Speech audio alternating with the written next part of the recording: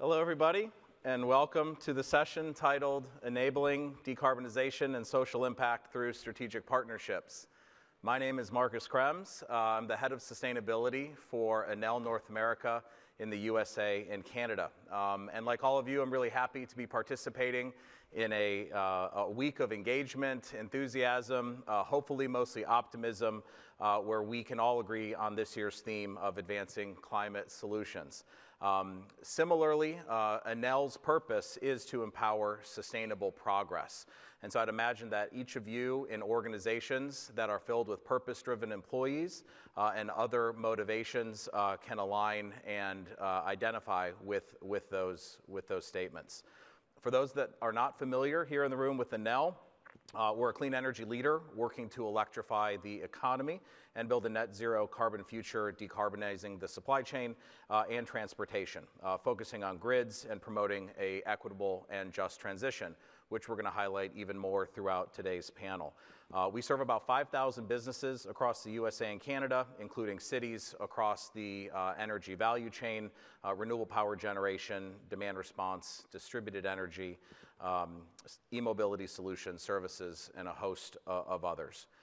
The session today, as I said, is to really focus on the power of partnerships. This has been one of the main themes that I have identified with and what I've heard in the sessions that I've attended the last couple of days. But not just the role of partnerships driving decarbonization, but the role of how those partnerships also drive equity and social impact across an organization's value chain. In other words, some may call this a just and equitable energy transition. Others call it shared values. However we would like to characterize these commitments, I'll be joined today momentarily by a few all-star panelists that will be addressing and sharing their stories on how they've driven and enabled partnerships to reach their decarbonization objectives. And it wouldn't be a panel at Climate Week if we didn't also address Scope 3 emissions, so we'll also talk about how those commitments have extended into those organizations' supply and value chains. I'd like each of us to really think about today in an optimistic tone, that in the not so distant future in the clean energy sector, we're looking at a tripling of renewable energy capacity to north of 11,000 gigawatts by 2030. So let that sink in for a minute. That's an absolutely astronomical infrastructure deployment and capital deployment, resulting in tens of billions of dollars. And then we're going to double it again by 2040. So that's what the future looks like, and that's why we're all here. We are today witness to this great industrial transformation, mobilizing capital, which has been the focus of many sessions across these days. And to us at Enel, most importantly, it's about people. And those people that we just heard the prior panelists talk about, it's that brawn, it's that the boiler room to the boardroom, I think the comment was, but it's the individuals that are going to make it happen. And everybody here in this room, I know, who are sharing that same vision. So what can each of you expect to learn and take from today's conversation?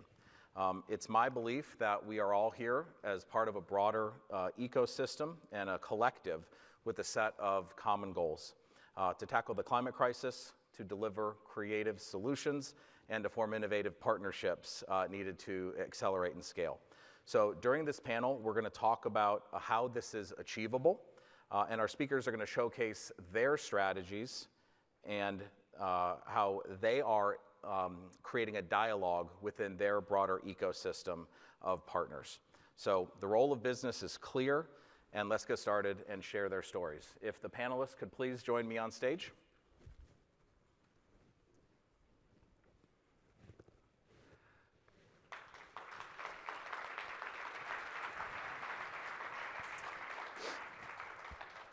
So I'd first like to welcome Simone Gourguechon, who is the Director of Sustainability, Restaurants, and Customer Experience for McDonald's. Simone was recognized last year by the WWF as a rising star in sustainability and is responsible for ESG and reporting on McDonald's purpose and impact. She also is responsible for navigating cross-functional work, like many of us here in this room, and aligning and understanding and navigating external standards and reporting frameworks. No small task. Also joining me is Danny Fahey, the Vice President of U.S. Strategy and Sustainability for Martin Brower. Danny will share a little bit more about Martin Brower, but from what I've come to learn about Martin Brower over the last several months is that it's a fascinating logistics and supply chain company that I'm excited for all of you to get to know more of today. And they are literally driving towards a low carbon future. And Danny can talk a little bit more about his role in those objectives.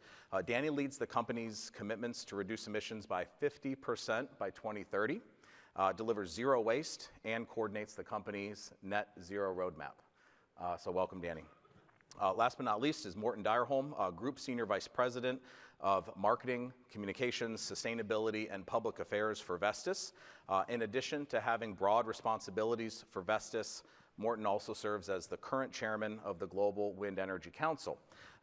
As a leading manufacturer and service provider of onshore and offshore wind turbines across the globe, I'll allow Forbes to describe Vestas as an exemplar in the transformation of major economic systems. That is a shout out, if I've ever heard one. Vestas was always also the recipient in 2022 by Corporate Knights of the world's most sustainable company. So we truly have a world-class panel joining today, and I'd like to jump straight into our first question. The first aspect of our panel will be focused on partnerships and the role of partnerships and ecosystems and how we're driving that towards our collective decarbonization goals. Let's not forget that SDG 17, arguably the most important SDG around partnerships for the goals. That is something that we carry very closely within Enel and would like each of us to dig into a little bit further.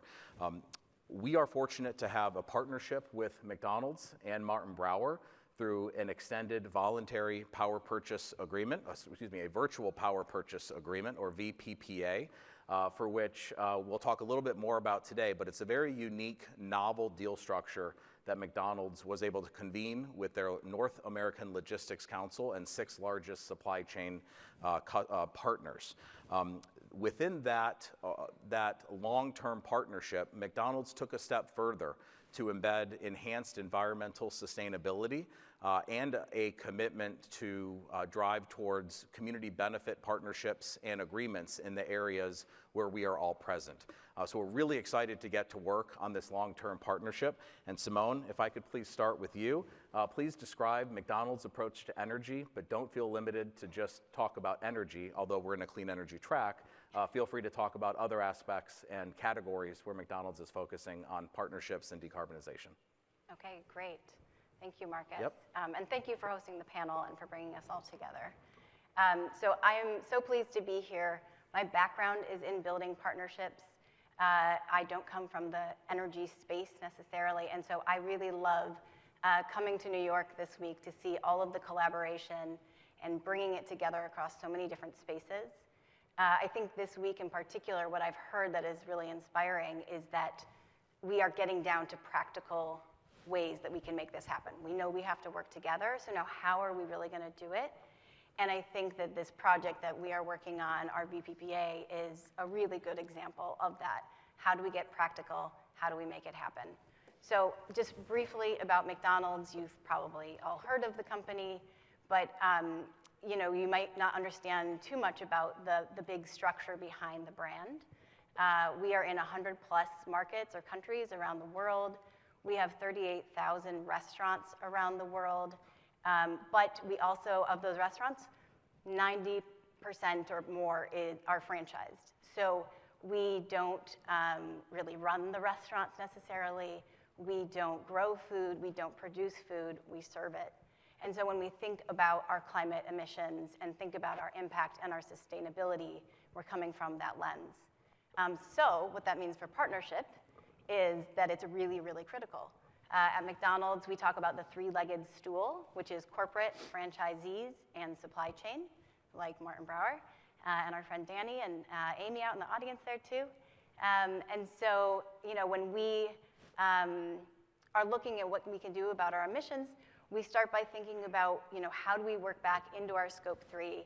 How do we enable our suppliers to work on this? And a big part of that is to set expectations, right? That is our role, is we need to reduce, we want you to as well, and we're an end market for you, right? So we're sending that signal. We also can share knowledge and information, and when appropriate, we can directly partner to purchase together. And so I think the project that we're referring to is called Blue Jay. It's in Texas, and it was a really great opportunity to come together. We look for deals in our renewable energy work, which is a huge lever for us, as I think it is for most people or most entities.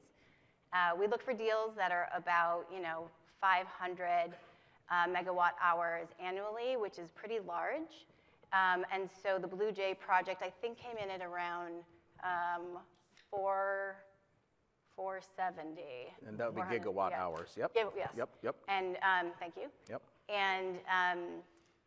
And so that was a really great project for us, kind of reaching the scale that we wanted and being able to work with Martin Brower and Enel to bring this together and have enable some of the aggregation to happen. Like Marcus added, we had some expectations as well. We wanted to bring in these co-benefits and really think about it holistically across all of our sustainability work. So you could think of this as partnerships as well, right? Partnership with nature. Let's put in pollinator-friendly vegetation in the project as well. And let's think about what are some of the other community benefits. There's things like tax revenue for the communities where the project actually is, but then we're also continuing to think about how can we put things down in the ground and integrate it in with other community efforts. And that's really important to McDonald's as our brand purpose is to feed and foster communities around the world. Thank you, Simone. And thanks for adding color to the motivations that McDonald's has, the breadth of its operations, and the commitment it has to its partners, partially represented today by Martin Brower and yourself, Danny. Tell the audience a little bit about Martin Brower, if you could, and what your experience was when you were first approached with the opportunity to join in this partnership with McDonald's on your first large-scale renewable energy purchase. Yeah, thanks, Marcus. Thanks, Simone. Pleasure to be here and happy to share the story and the efforts that we've been through on this. So for those of you that aren't familiar, Martin Brower, we are a global supply chain solutions company. So we operate and service customers in 18 countries, and we drive the entire supply chain solution, whether that's planning and analytics. It could be the procurement, actually. It could be of course, distribution and logistics piece of it. And throughout, using that to drive positive impact in the communities and protecting the brands that we partner with, right? So, Simone mentioned the three-legged stool, which is core to how McDonald's and the supply chains operate and partner together. And we're a huge piece of that, we like to think. We deliver and provide services for most of the volume globally for McDonald's. And the opportunity arose to partner on renewable energy and this VPPA in Texas. I also chair the North American Logistics Council sustainability team for McDonald's. So we partner with other distributors that service regions in the US. And through this effort, we were able to leverage the scale of ourselves and McDonald's to offload the entire electrical demand for the distribution network in the US. So it's a huge step and directly contributes to the science-based targets and these carbon goals that all of us have in the supply chain, again, supporting our customers. Because of that, it also opens the door to your point, Marcus, about other opportunities.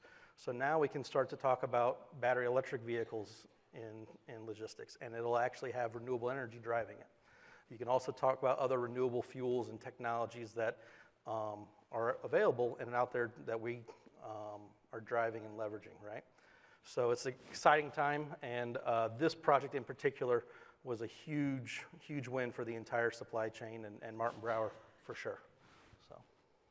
Great, thanks, Danny. And Morten, when you think across the spectrum of Vestas's global, let's say, handprint, because there is a really nice carbon payback from the products that you manufacture. Talk to us a little about the partnerships that matter most within Vestas. Well, the partnership with you is one of our most important. Thank you to Enel. You are clearly one of the drivers to the green transition and one of the front runners in this game. And also pushing us as your provider to make sure that our products are as sustainable as they can get. A wind turbine, I mean, you know, after 3 to 4 months of operation, a wind turbine has more or less, you know, spent the CO2 or earned the CO2 that has gone into the production of it, and it lasts for 30, 35 years. So there is a, you know, high degree of carbon removal in a wind turbine. So just to put that straight, that does not give us an excuse to not look at the carbon that has actually gone into the production of the turbine. And we are laser sharp and focused on making sure we drive out as much carbon of these turbines as we can in the production of it. And we need partners to do that, because if you take a wind turbine, we have one here in the back. You see there's large towers here, there's a lot of steel in there. And it's the single biggest piece of carbon emission that goes into the production. That's the steel component here. We have to source that steel, you know, from steel providers that can produce it in a green way, using these green fuels that you were talking about. We can actually today, with known technology, create green steel that are more or less carbon-free. It's a cost issue right now, but as volume goes up, we will start seeing green steel being put into these turbines. We have already several attempts now with steel manufacturers to go in this direction. Of course, it's an added benefit for us because they need to use, you know, wind turbines to produce the green electrons, turn that into green fuels, and then produce the green steel. So for us, it's of course also a business opportunity with our suppliers. But it is the way to go, and that's a partnership, you know, example for us in the wind industry to get as much carbon as we can out of the steel production.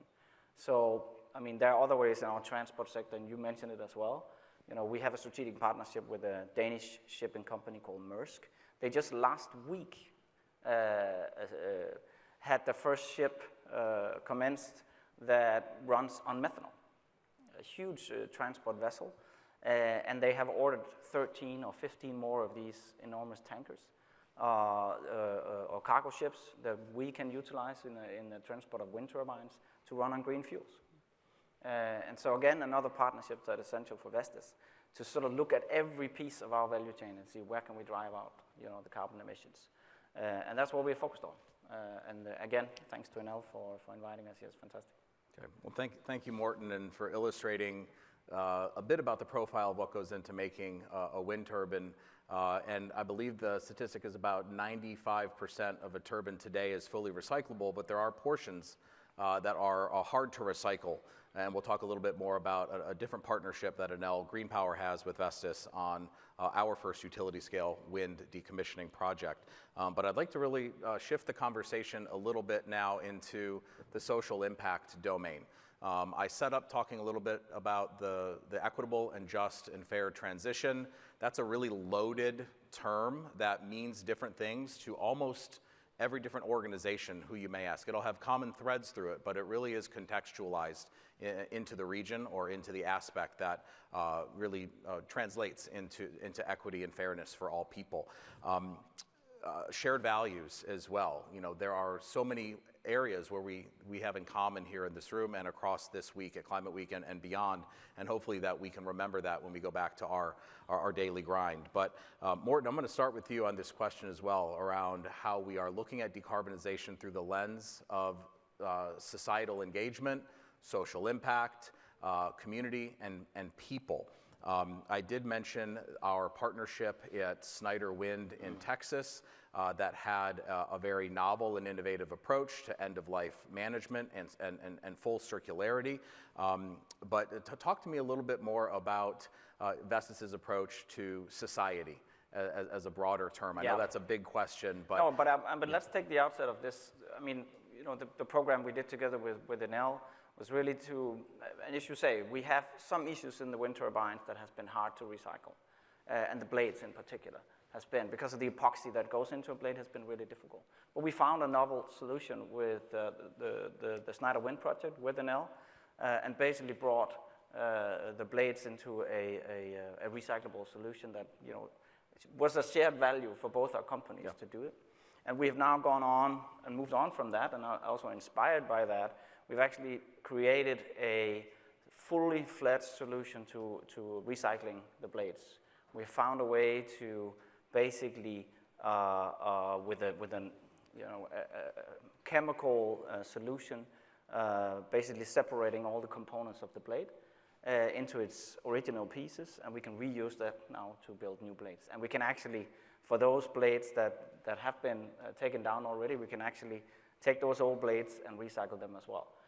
So that last piece that were nagging us, and that's, for me, that's a societal value that we have in the company, and something we have to make sure that we can do, because we're going to be putting up a lot of these turbines, especially here in the US with the Inflation Reduction Act that was also mentioned at the last panel.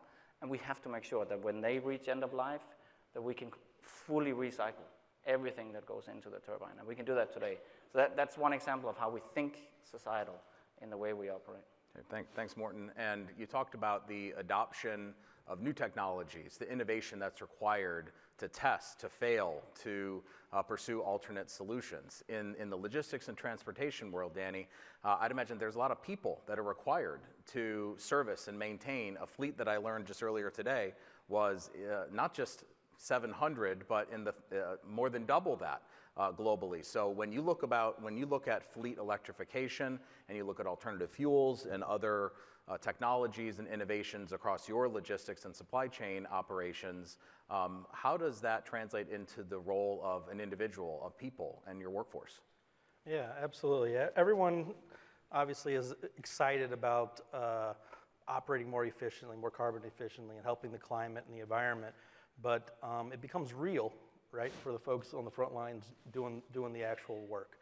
And as we utilize renewable energy and new technologies that are coming around the corner, we're excited to be on the cutting edge of some of that. So when we talk about fleet electrification, both in the tractors or in the trailers, we have 1,300 plus vehicles in the US, for example, that we operate today that some will be transitioned to electricity, some will be going to renewable fuels, and all of those require new skills and new training, and it's basically future-proofs our workforce as we move forward in this transition, so that they have the talent and the skills needed for what the world looks like in 35 and 40 and beyond, right?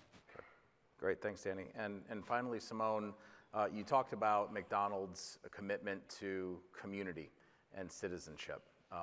How do you connect that commitment with your decarbonization goals and your investments, and how you show up through your franchisees or through your other your presence in communities across the U.S. and abroad? Yeah. I think it's a journey that we're still on, but we are very committed to figuring out and working together with our, social impact teams and our environmental impact teams, as well as anyone else who wants to help. So I think there's some basic things that we do when we think about our renewable energy work is, to start, we make sure that all of our developers, anyone that we're in a VPPA with, there's a supplier code of conduct, and that runs across all of our supply chain, and this is no different. And so while I don't know that that is like additional social impact necessarily, because it's really just table stakes, ethical business, it is a really important part to make sure that we are, and everyone we work with, respecting human rights and thinking about the people and the communities that we're working within. We have other programs and work that we do in providing opportunities for youth.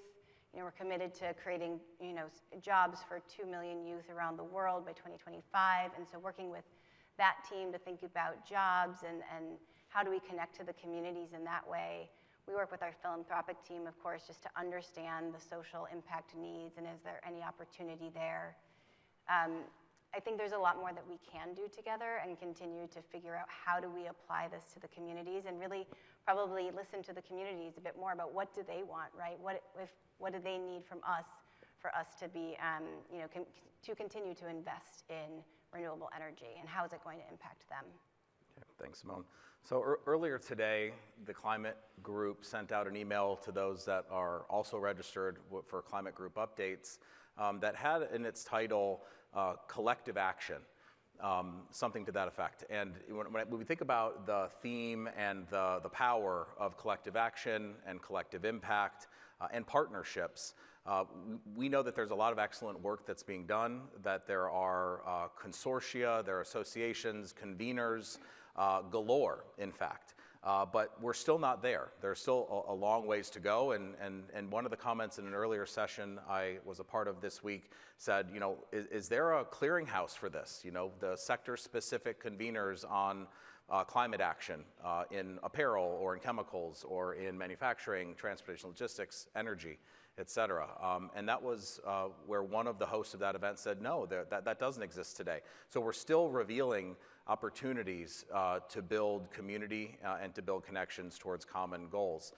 So I'd like to ask a impromptu question of the panelists, if I could, and that is around the theme of partnerships. If you were to look at your organization 1 year from today, what type of partnership doesn't exist today that you would like to see manifest over the next year or two as we're accelerating our progress towards the 2030 agenda and beyond? So said in other words, where would you like to see your company in a year from now?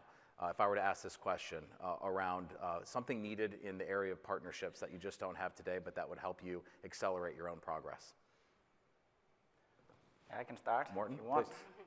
A public-private partnership on some pre-qualification criteria that goes into, you know, some minimum standards in terms of when you bid for a project of wind turbines. There are some pre-qualification criteria that you have to meet as a standard that is around your sustainability. It could be, you know, cybersecurity. It could be other things where you raise the bar for the industry just to get access to actually bid for projects. That will level the playing field and raise the bar for the entire industry. And getting that public-private partnership in place to find out what those minimum standards should be, I would hope we will be in a year from now in that place. Okay, thanks, Morten. Danny or Simone? Yeah, I'll piggyback off of that. The public engagement and partnership, I think, is going to be a huge aspect for us in transportation. You know, we can control our own fleet, and we can control things that make sense for our business and are sustainable, not only environmentally, but business-wise, right? The challenge is when we talk about scope 3 and inbound suppliers and those other parties that we work with all the time, there's hesitation to invest in these new technologies that cost more if not everyone is doing it on a level playing field, right? So we have pockets where we can point to and say, look at the win here, look at the win there, but you can't bring the entire industry without that public direction and partnership on how to do that. So would love to see that develop as we go forward. Okay. I'm going to go with two if I can. One, energy, which is that I hope that we can build out more energy projects like the one we've talked about today, and so that we do that with, you know, with our suppliers, with more suppliers, and can continue to build out that model. I think it's working pretty well, and so, you know, continue to add that in. I think the other big one, and this is different from energy, but it's really, really important for McDonald's, is making sure that we're working with the farmers that we rely on, right? And so everyone, I think, knows that we need to center the conversation there, and it's more important to us than ever as we think about them as part of the community. Their livelihoods are our ability to do business, and so I hope that continues to grow as well. Okay. And since I asked the unscripted question, I'll also answer it myself, which is if Enel were to fast forward a year and say, what are the types of partnerships that matter and are moving the needle? I would say in the area, we were talking a little bit earlier today about the concept of energy circularity, is the electricity that's needed to fuel the alternative fuels and the electrolyzers of the future. It's the battery storage systems, which we're seeing a monumental and rapid accelerated deployment of standalone and hybrid battery energy storage systems. But all of the materials that go into those products are going to increasingly become the subject and focus of expected critique from all of those stakeholders that we are that matter to our organizations. So I would say the partnerships around circularity and circular economy principles within the energy sector, there's been some academic and technical work in this space through some of our industry associations, but I think we have a long ways to go, and the multiplier effect that we have on localizing supply chains and closing loops in the energy sector can really have a multiplier effect on climate progress as well. So we hope that a convener will establish itself as bringing different actors together, not just in energy, but down to the mineral level, or using blockchain technology and AI to look at the traceability provisions for reuse cases. So there's a lot that can be done there. There's a lot being done in other sectors, and I think energy is ripe for those types of additional partnerships that intersect with climate. I'm happy to start up that work together with you if you want. Okay. Now let's do it. I mean, let's not talk. Let's do it. Marcus, you're making me think of another partnership too, and it's really this cross-pollination idea of, we were talking earlier about circularity in restaurants. It's something that we're just starting to think about, and how do we steal from other concepts and these kind of silos that we work in around circularity or energy or climate, and make sure that we're sharing ideas there. So thinking about hearing what you're saying on green steel, would love to learn more about that and pull that into other places where we might use steel. So I think this continued collaboration, if not full-on partnerships, is really an interesting place for us to continue to go. Okay. So I'd like to get closer to the final question that I have for all of you. And that's really getting at the root of each of your personal motivations. So really finding your why, what made you show up to Climate Week outside of attending today's great panel, but what really drives you? Where's that fire come from for each of you that drives your optimism, that pushes away skepticism when you can feel it creeping in, which I know has been involved in some of these sessions across these days. But really, I'll start by revealing a little bit about myself and my personal motivations around, certainly being a father of three, but really embedding leave no trace outdoor principles, is leaving something better than what you have found it effectively. It's planning ahead, but also making sure that when you leave an area that it's better than how you found it. And applying that in the business world can be very complex, very challenging, as our organizations each have unique impacts, or could certainly have positive or net positive ultimate ambitions for itself. So I would first start with Danny.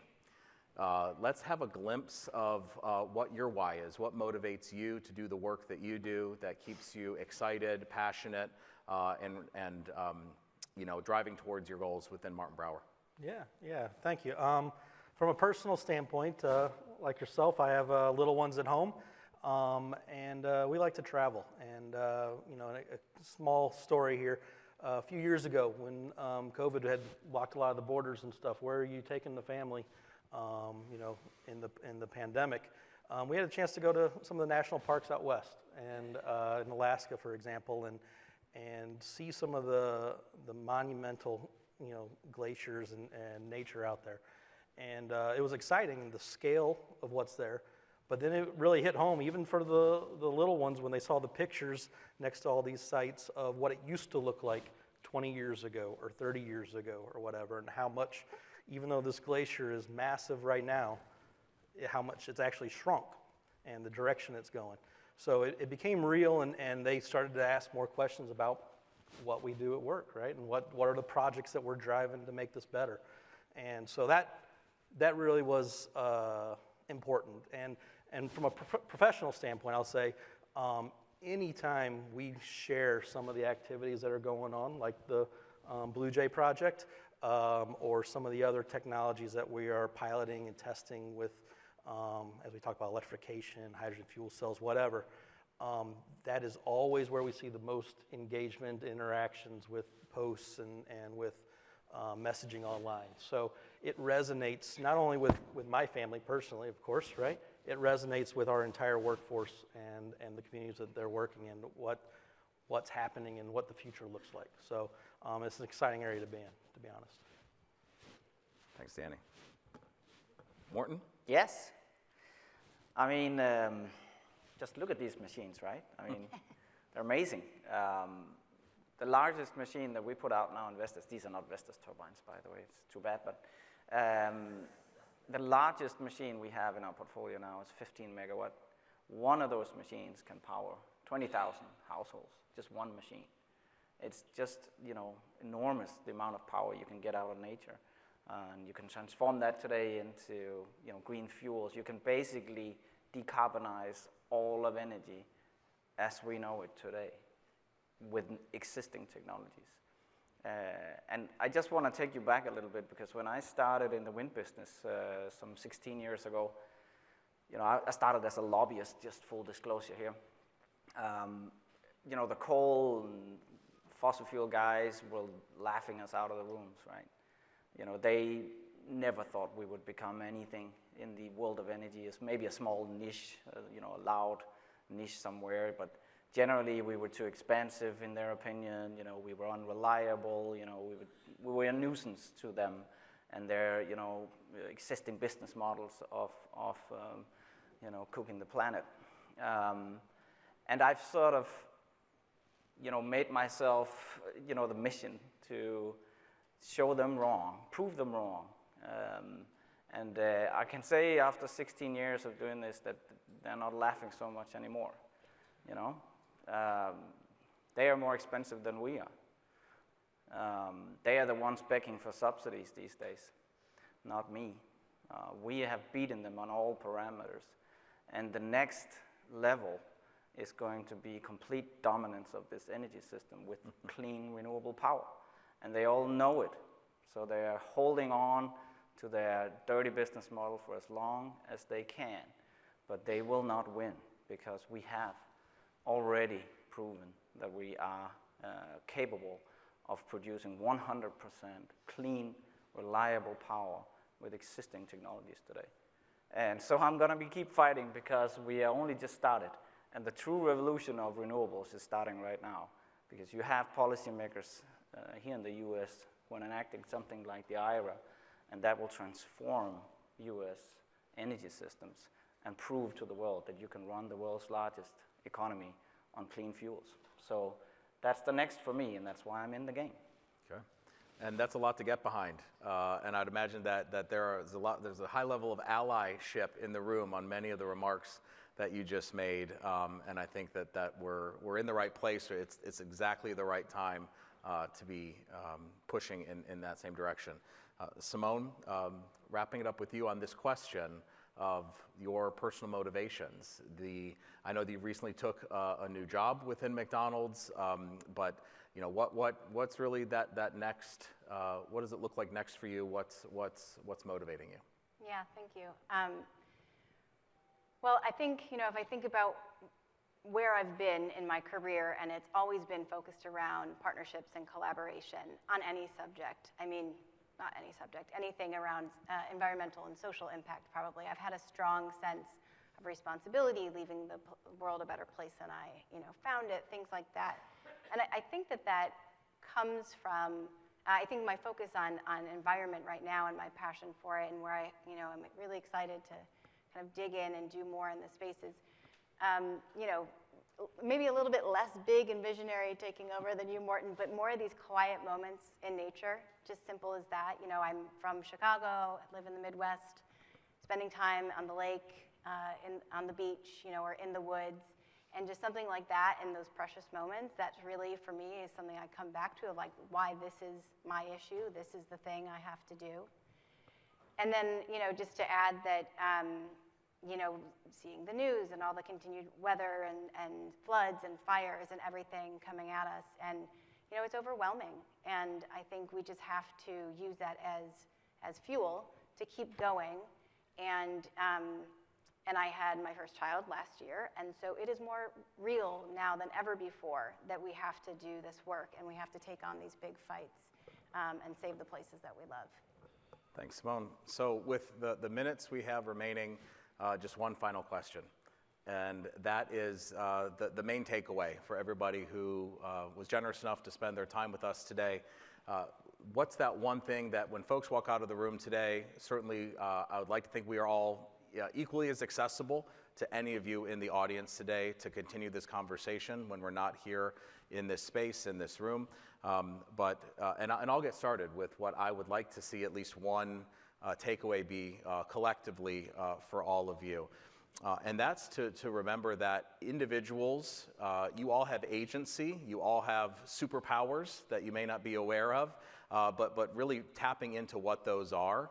And in the energy space, while it can appear to be complex, or there could be barriers or hurdles for accessibility, as the previous panel correctly pointed out, there are numerous ways in which individuals, the organizations you're affiliated with, or your extended value chains or business network can engage on the topic of decarbonization and really amplifying your efforts and accessing resources that you may not be aware of or that simply weren't available 1 year ago.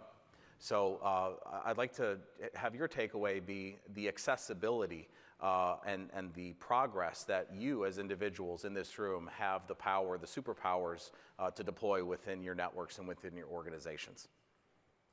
But I'll open it up to my other panelists of one main takeaway from your perspective for this room before we wrap up.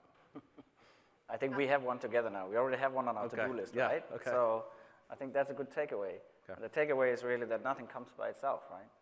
You know, everything is a little bit of a struggle, especially in the energy space. You know, it's such large infrastructure and you know, many entrenched interests. So getting, you know, progress here is a constant battle. And I think, you know, every time we are, you know, in a setting where we discuss, you know, oh, it'd be great to do this and that, then that's, you know, let's go do it.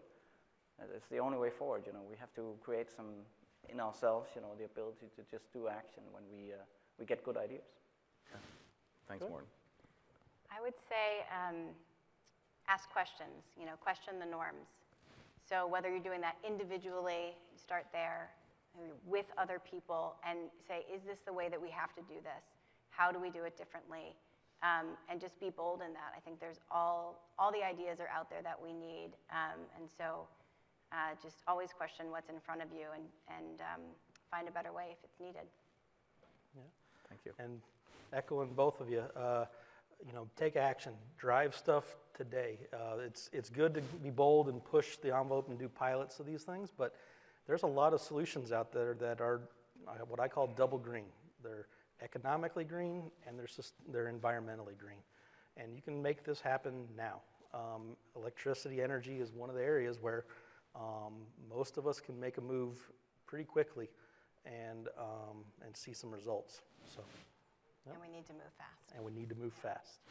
Okay. I fourth that comment. Please join me in adding a round of applause to our great panelists today. Well done. And we'll hand the stage over.